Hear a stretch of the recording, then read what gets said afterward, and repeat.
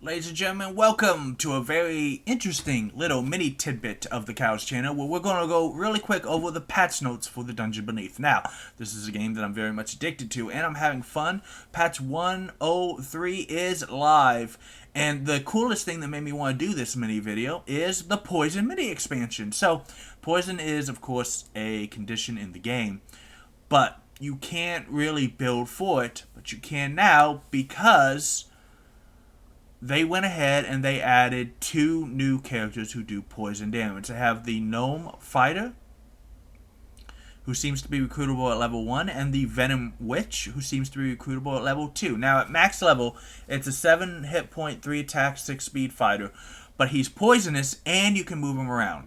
That's good, because that means he can dance around the battlefield and just keep poisoning a different character every turn, which is what you want with poison. You don't want to, unless you have an ability to stack, which I don't believe this game has yet, you want to poison. And then, hello, Nurse. We're getting more female characters in this game. I like the equality. It's the Venom Witch, who is a level 3 human mage. She'll have 5 hit points. She'll have 3 attack power. So she'll hit as hard as the fighter, which is interesting. He's a little, since he's poisonous and inexhaustible, his attack's probably a little lower. Her speed is 2. She is a mage.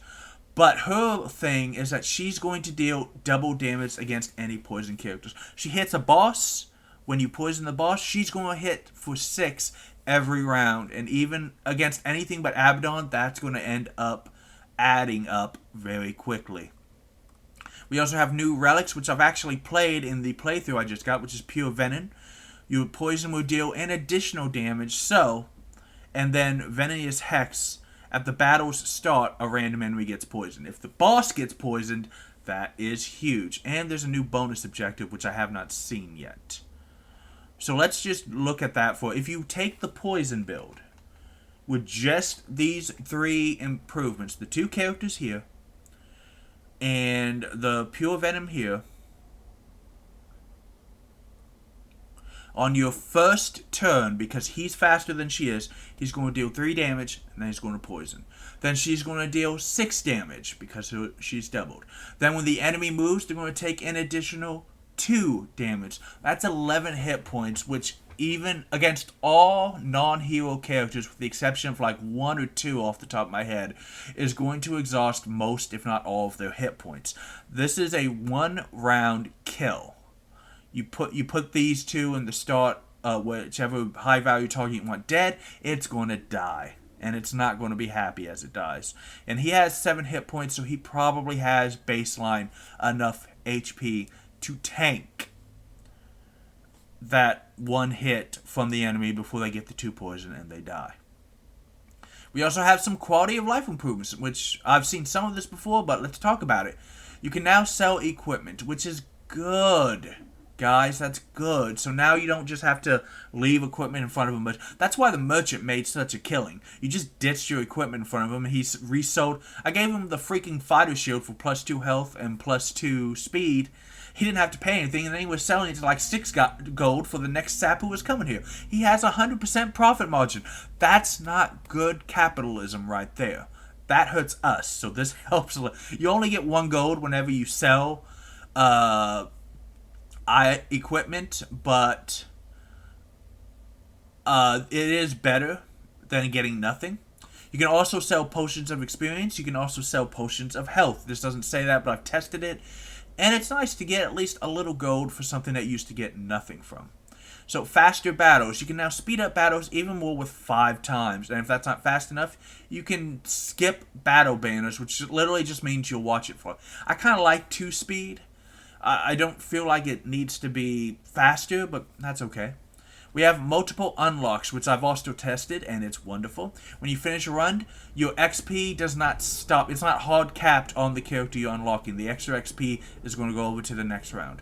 Now, here's something I don't know. Fewer frustrating situations for summon build. So they've done tweaks to make fewer situations that frustrate summoning. Bonus objectives and hazard rooms have been updated to clog your board less. I play tested it. I don't know if I agree with that, or maybe I just got bad rolls. The Druid now summons at the end of the first round to give you more control of the board. That sucks, by the way, and I'll explain why in a second. And they've tweaked the logic for Essence Collector and Spirit Shackle, so they will always summon as long as there's board space. That said, board space manager is still... So here's the thing. The Druid no longer summons at the end of the first round. This makes summoning terrible for Abaddon unless the Druid's the only summoner that you have. I had a summon build that I just recently played, and you'll be able to see it on the channel eventually.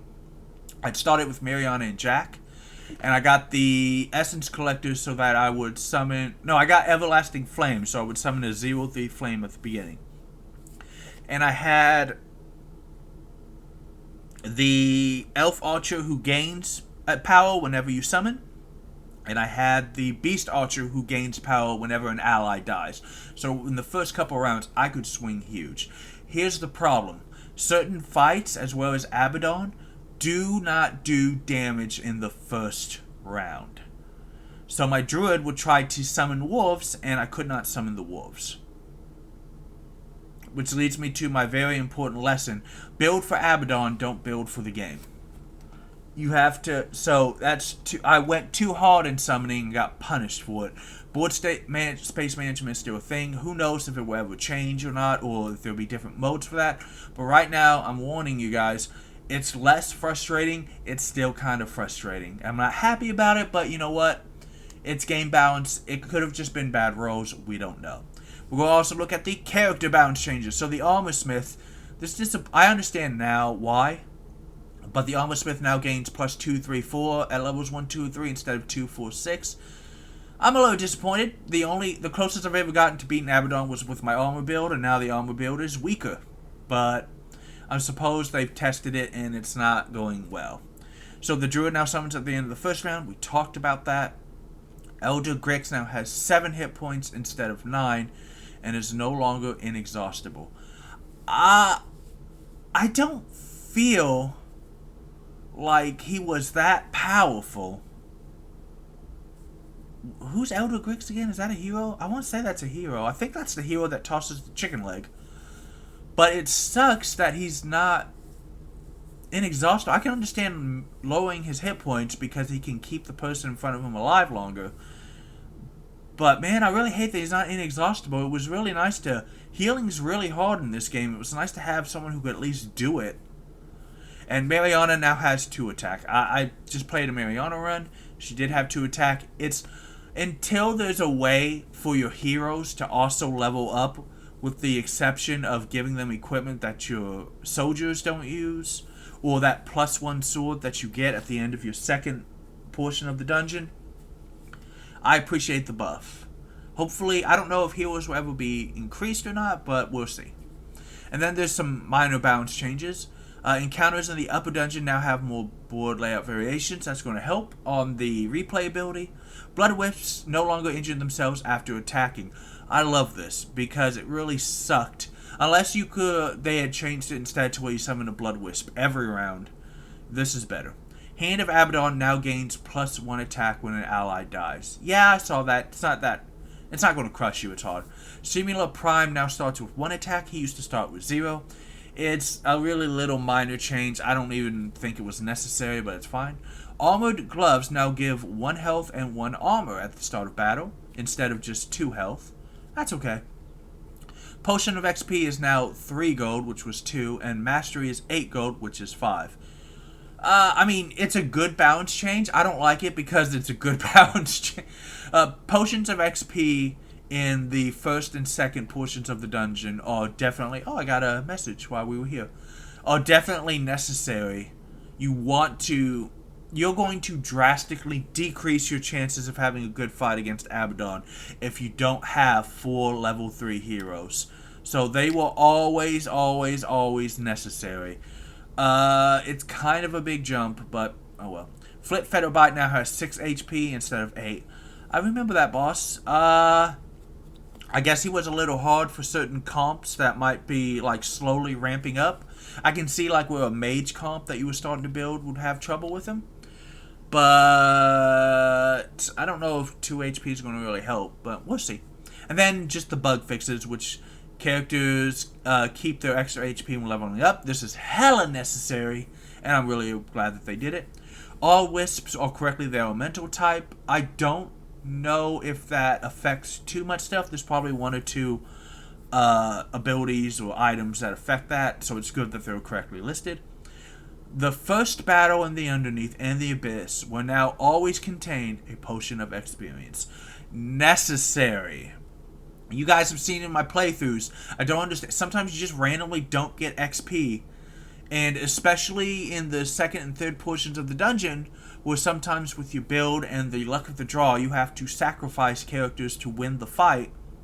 They come back, you can't give them XP potions if they die in that fight.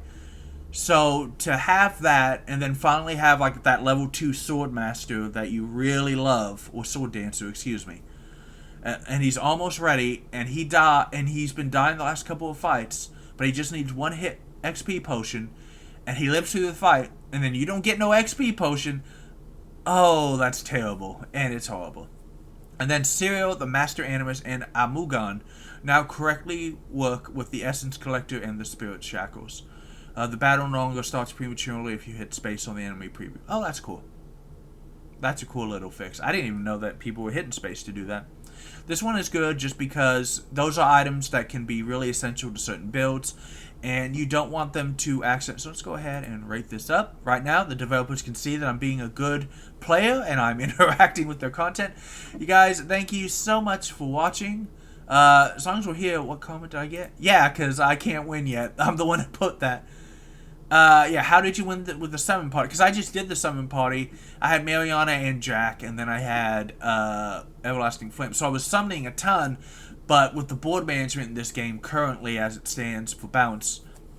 So my man here only summons all the wolves. All others are wolf mage buffers. So you get the druid, you get the mage that buff summons for 3 damage. The gnome gives all mages 1 power. Battle mage, dude, he had a good build. With 3 plus 1 power and turn in, he had plenty of self heals, but other combinations may also work. And that's true. With this, he had damage on all 3 lanes. No single character with like 10 damage, so he could kill most forms and summons. The hardest was the lower hit points to 1, followed by 8 damage beam. But if your Nov can survive 1 shot, you can manage to swap him with the battle mage for 1 round to tank the beam while the battle mage heals. To survive, you need a mid laner tank, which can also absorb an 8 damage blow and heal back or not be damaged at all, and the ability to consistently do 4 damage twice on all 3 lanes, so you can always kill the yellow orbs. And as a bonus, this manages. So this is the important part. Guys, my tip from my experience, I'm going to have to start doing even harder. Build for Abaddon. Don't build for the game, because all that matters is if you can live through Abaddon. You have to have good damage on all 3 lanes. You have to have some way to survive an 8 damage blow. That's it. That's all you need. So guys, thank you so much for watching. Like, comment, and subscribe, and I'll see you next time. How do I turn this off?